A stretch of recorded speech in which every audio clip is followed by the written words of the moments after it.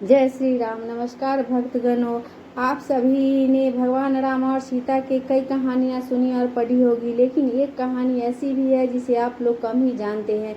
तो आज माता सीता के बारे में मैं एक रोचक कथा बताने जा रही हूँ। एक समय की बात है जब माता सीता अपने उपवन में घूमने गई। वह कई देर तक फूलों को देखती रही, फिर आकाश को निहारा। तभी देखा कि तोते का एक खूबसूरत जोड़ा एक पेड़ पर आकर बैठ गया है। तोता और तोती ने पेड़ पर बैठते ही बातें करना शुरू कर दी। तोती बोली, क्या आपको पता है स्वामी की अयोध्या में श्री राम जी का जन्म हो चुका है। यही वो श्री राम जी है जिनका विवाह सीता माता से संपन्न होगा। तोता ने उत्तर दिया, हाँ पता है कि रामचंद्र जी का जन्म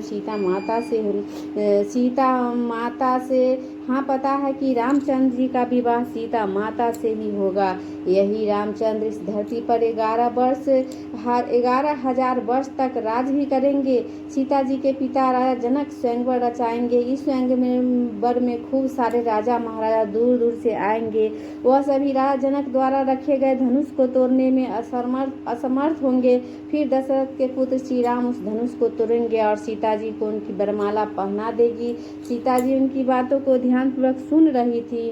सीता जी को बहुत उत्सुकता हुई कि अपने भविष्य को जानने की। वह उन दोनों के पास गई। जब उन दोनों ने सीता माता को आते हुए देखा तो वह डर के मारे उड़ने को तैयार ही थे कि तभी अचानक सीता जी ने उन दोनों को रोक लिया। सीता जी ने उन दोनों से कहा कि दोनों को डरने की बिल्कुल भी जरूरत नहीं है। सीता जी ने उन दोनों को आश्वासन दिया कि वही जनक पुत्री सीता है। उनकी यह बात सुनकर तोता तोती को चैन आया। सीता माता ने उनसे पूछा कि वह दोनों कौन से राजकुमार की बात कर रहे हैं। तब तोता और तोती ने बताया कि वह अयोध्या के राजकुमार और दशरथ पुत्र श्री रामचंद्र की बात कर रहे हैं।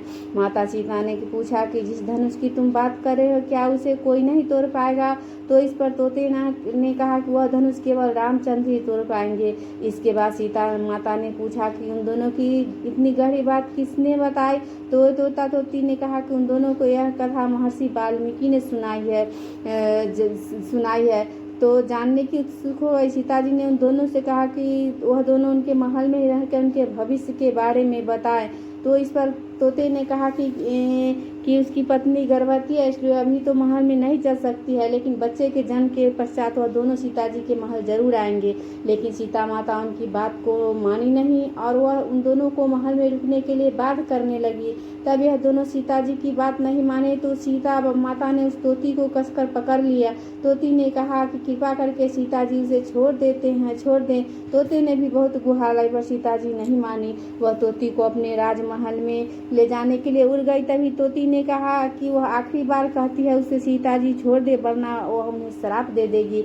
इस पर सीता जी ने कहा कि राजकुमारी को कभी कोई श्राप नहीं लगता। अंत में तोती ने श्राप दे दिया। तोती बोली कि जैसे आज एक गर्भवती अपने पति से अलग रहने के लिए बोला जा रहा है, वैसे ठीक ही सीता जी को भी अपनी गर्भावस्था में अपने पति से अलग रहना पड़ेगा। श्राप देने के तुरंत ही बाद में उस तोती ने दम तोड़ दिया। तोते को अपनी पत्नी का बिछड़न सहन नहीं आया। तोते ने भी सीता जी को श्राप दे दिया। आने वाले समय में वह तोता ही एक इंसान के रूप में जन्म लेगा और वही श्री राम को सीता जी को महल से निष्कासित करने के लिए बाध्य करेगा। सीता जी ने हाथ जोड़कर विनती की कि वह अपना श्राप दोबारा ले ले, लेकिन तोते ने एक भी नहीं सुनी। वह वहाँ से उड़ गया। वह तोता वही धोबी था जिसकी वजह से सीता जी को महल छोड़ के जाना पड़ा और सीता मैया को वनवास का भोगना पड़ा। बोलो सीता मैया की जय, बोलो श्री रामचंद्र की जय।